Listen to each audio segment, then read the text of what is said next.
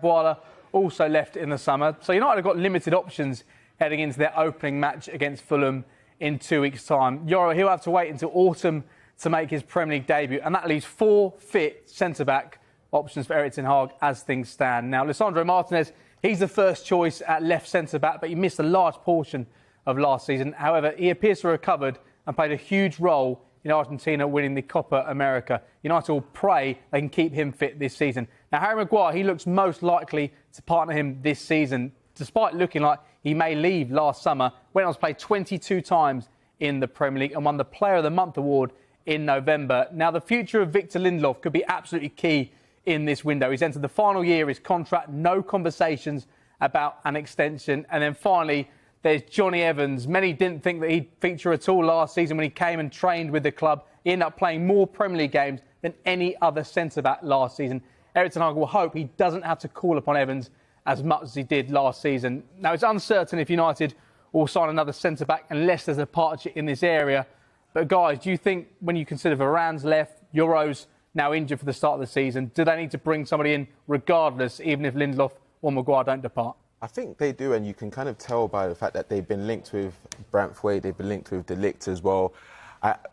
Euro's only 18 years old, so it might take him a while to get used to the Premier League, but now with the injury, that even sets him back even further. But when you look at the ages of those defenders that you mentioned, Maguire, 31, he had a few injuries last season. Lindelof, he's been at the club for years.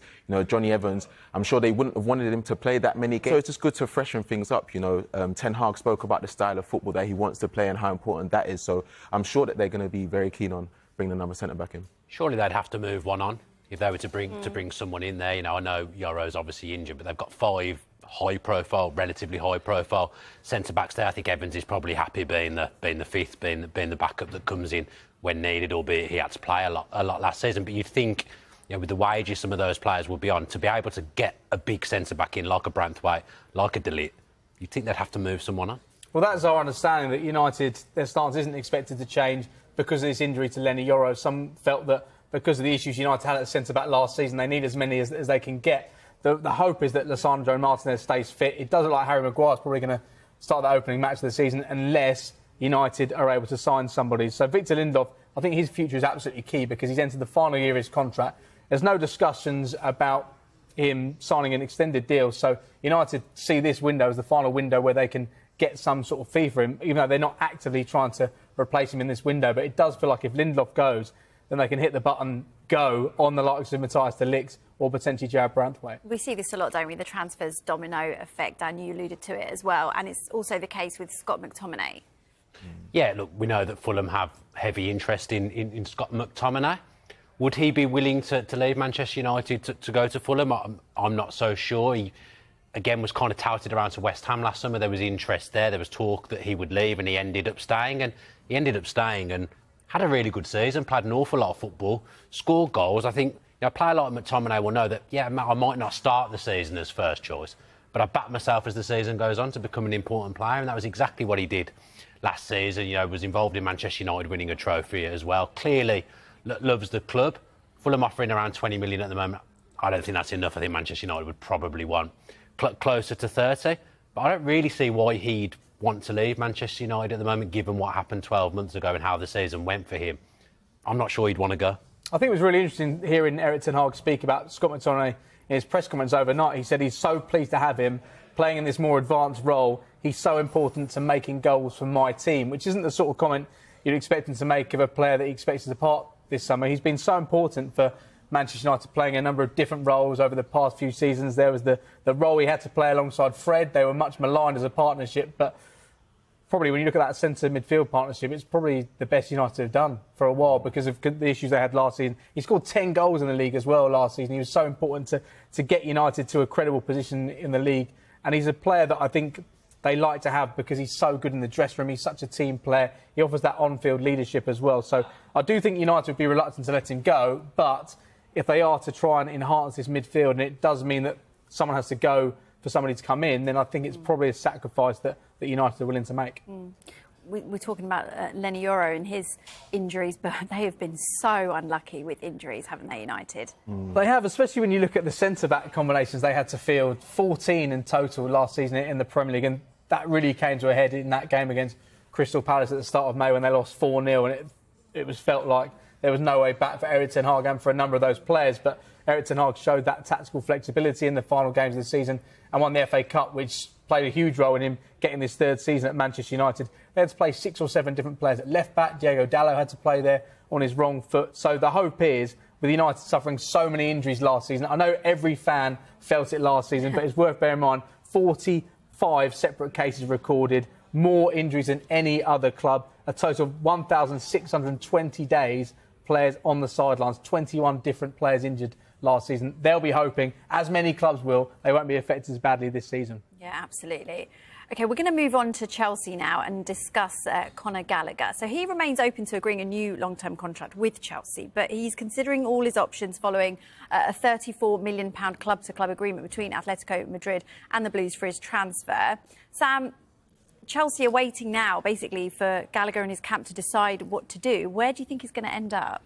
I think it depends on the role he'll play for the team. You know, he's been linked with Atletico Madrid, linked with Spurs, but, you know, he played such a key role for Chelsea last season. You know, he was probably their second best player behind Cole Palmer, who got those plaudits because of the goals and the assists he got. But in terms of, you know, the other stats, you know, the duels one, he was first, tackles one, interceptions, possession one. He was so key for them. He held the captain armband for the majority of the season, you know, scored a few big goals. And I think that at his age and the stage he is in his career, he would want that first team football and a team that, you know, is challenging for those European spots and those trophies. So I think it's going to be difficult for him because obviously he loves Chelsea and he would probably want to stay. But at the same time, he has to look at those options and know, you know, these are top clubs coming in for him and he's got big decisions to make. Yeah, can you guys see why he might want to leave?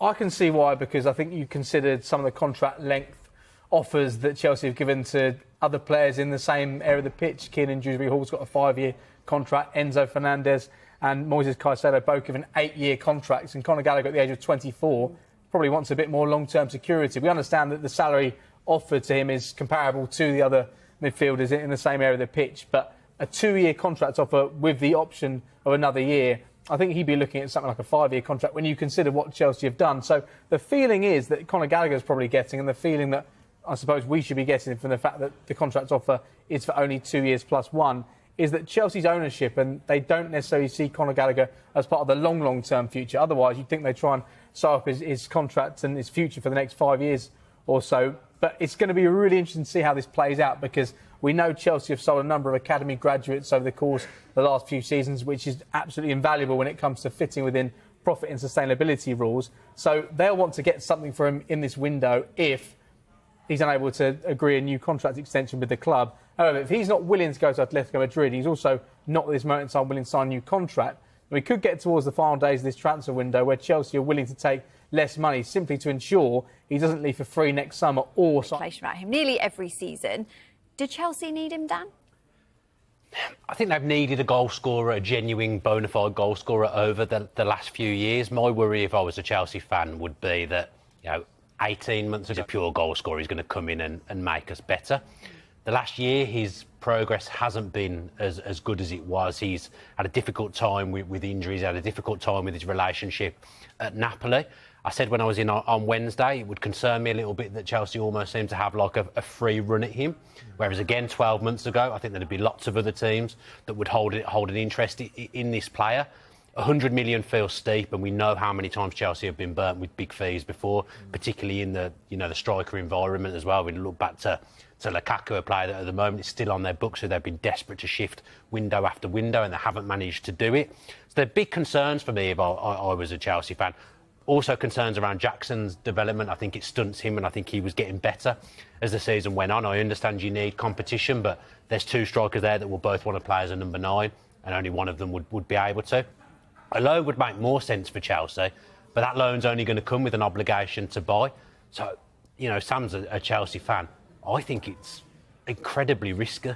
I think when you look at Chelsea's form last season, and, you know, Jackson's first season in the Premier League, we saw him play down the middle. He had frustration with some of the chances he was missing, but he was still confident and, you know, believed in himself, and he got that belief from his manager and his team. But he's also a player that can play out wide. And he seems selfless in the sense of, you know, he can get goals from out there. And Osimhen would only better him as a senior striker. we've seen Osimhen. There's not been that many strikers in world football that has hit the ground running like he has for Napoli, especially in the season when they won Serie A. Yes, injuries has affected, you know, his form last season, but he's still got that ability, and I think he's had the desire to come to the Premier League. He spoke about it in interviews. You know, there's Chelsea fans that have put compilations all over Twitter to show how good he is, and he's just confident in himself, and he's got that raw, you know, rugged edge to, you know, really get goals that could be really suitable in the Premier League. So I think it would be a really good move. Do you think he's worth £100 million? I think 100 mil is a lot of money. That is a lot of money. We've not seen that many signings that have gone for that much in that position do that well because of the pressure. And, you know, it's almost as if you cost that much, you have to get 20 plus goals. And if he doesn't, then you've almost fallen short. But at the same time, if there's other players that are contributing, I think he'll be fine. If you're 100 million, you almost have to be a sure thing. And we all thought when Lukaku came to Chelsea for that fee, I know myself and many other people in the football world were like, right, this is going to propel Chelsea. Chelsea just won the Champions League. They're going to be genuine title contenders here. And that felt like a sure thing for 100 million, and it didn't work out. I would say this feels less of a sure thing than that, but I suppose there's no exact science to it, is there? Carlos. They are one of a number of clubs interested, though. Meanwhile, Villarreal's Jorge Cuenca is expected to have a Fulham medical at their pre-season training. Break from my TikTok era to have a look into this situation with Fulham. Fulham clearly need a centre-back. Tosin has gone to Chelsea on a Bosman, and it looks like Tim Ream may go back to the USA as well. So Fulham probably in the market for two centre-backs maybe. Cuenca and Diego Carlos seem to be the two that are linked with them the most at the moment. I don't like to put my Villa hat on very often, but obviously I can talk around Diego Carlos because I watch him play every week for Villa. Probably not first choice when everyone's fit. Someone who was an expensive signing under Steven Gerrard, someone who was highly, highly rated, then suffered a really, really bad injury in his second game for the club, which led him to miss the entirety of that season. Came back strong last season and featured in a number of games, but still does break down with quite a lot of injuries. Every time he seems to get going, he seems to get injured again, which is something Fulham are probably a little bit wary of. There's no doubt his stock's definitely dropped from a few years ago, but he was part of a Villa defence that qualified for the Champions League in finishing fourth, so he has to take some credit away from that. From a Villa point of view, Villa need to shift high earners. Diego Carlos is one of those high earners at the football club at the moment. He would need to be replaced. If he went, I'm sure Villa are talking to Fulham and hoping that some kind of transfer fee can be agreed because his wages are high. He's not first choice. Villa need to be a little bit flexible because they've already spent a fair amount of money. Cuenca, a different type of centre-half in that he is a purely left-sided centre-half, left-footed, 6'2", played a part in a Villarreal team that finished 8th last season in La Liga. Concentration, not his strong suit if you look at who scored for his characteristics. So, two different types of centre-half. Carlos can play right or left, which may be a benefit to Fulham if they're looking to cover two areas of their defensive area. But, yeah, Fulham, they need a centre-back. Could need two. Calvin Bassey still there at the moment. He's the left-sided centre-back. They've got Diop, the former West Ham centre-back, as well. Where do you think Fulham stand with this one? Well, I think they definitely need to sign one or two. I think they want to sign two in this transfer window because we know Tim Ream isn't part of that pre-season camp in Portugal. Issa Diop didn't start many games last season because of injury, just 16 in the Premier League. So they do need somebody there. Calvin Bassey probably is the one remaining part of the jigsaw in terms of where they were from last season. Big signing he was as well, wasn't he? He was, and he was impressive at times. I know he got sent off in that game against Arsenal. They're very unhappy about that. But for Fulham, this will be a season where I think a lot of fans in the summer would have been concerned when they saw the players walk out the door. They couldn't convince Tosin to sign a new deal. Paulinho departing, which I think many Fulham fans thought would happen at some point. I mean, some fans regard him as one of the best players they've seen in the flesh play for Fulham. And with Dico David going as well. But when you think about the calibre of players they're looking at in this transfer window, I think Fulham fans may go into this season with optimism if they can get something. Yeah, definitely. He would be a great signing for Fulham, but obviously he wouldn't be a direct replacement for Paulinho in terms of ball recoveries, you know, bringing the ball forward and passing it into the forwards. But at the same time, like we've been saying earlier, you know, the quality that he has and that he's shown at Manchester United, the pressure that he's had on his shoulders, you know, he came through the academy, you know, Jose Mourinho gave him his opportunity and he hasn't really looked back since then. He's had a lot of critics, but he hasn't really let that affect him. You know, he loves playing football, and he's one of those players that he's willing to learn. And I think in a team where they're bringing in new signings, there'll be familiar faces that he knows as well. I think that would be a great move for him. What was fascinating is the first game of the new Premier League season is in a fortnight's time, and it's Manchester United hosting Fulham. So you're in a situation where a boyhood Manchester United fan, somebody who's gone through the academy, could potentially be playing in the away dressing room and playing for Fulham. There's still a long way to go in this deal. I think you're right. I don't think it would be a direct replacement for João Palhinha, because one thing we've learned, and I think Erik has learned in the last 2 seasons of using Scott McTominay, is that he is better in an advanced role. He does offer that goal threat. He's not at his best when he's collecting the ball off the centre-back, taking the ball one touch, spraying it. That's not his strength. There's so many other things he's really good at. And also, of course, he plays at centre-back for Scotland at times as well. I think for Scott McTominay, I don't really see him being a huge part of United's long-term future. So as much of a wrench it would potentially be for him to leave, I think it probably would be best for his career and aspirations he has for himself if he does move on, because I can't see him displacing Bruno Fernandes. Mason Mount will probably get a better run this season in that number 10 role, you'd think. I think he'll get a role as an impact sub at Manchester United, but I can't see him starting many games this season unless there's another injury crisis. It's PSR again as well, isn't it? Like for Manchester United moving forward for the new financial period that will be underway for PSR. It's that pure profit thing where it becomes advantageous to sell someone who's come through your academy and played a number of games for your club. I'm still just come back to would he fancy Fulham? I'm just not sure. If he did go to Fulham though, I think they'll probably replace Palhinha from within with Sasha Lukic. He's got better as time's gone on. At Fulham, a similar type of player too. Palhinha, I wonder if that would free McTominay up to do the things he's good at and that they'd become a midfield duo maybe. And maybe he'll look at what Marco Silva has been able to do with players who have left big clubs, the likes of Willian, even Alex Iwobi at Everton. But you think about Andreas Pereira, someone who left Manchester United 2 seasons ago, and the job Marco Silva has done in terms of rejuvenating his career and how brilliant he is in an attacking force now. I think if McTominay was to depart the club, then going to a stable team like Fulham with a manager Marco Silva could be the thing he needs just to take himself to the next level. Because, as I said, I don't really see him getting huge opportunities at United this season.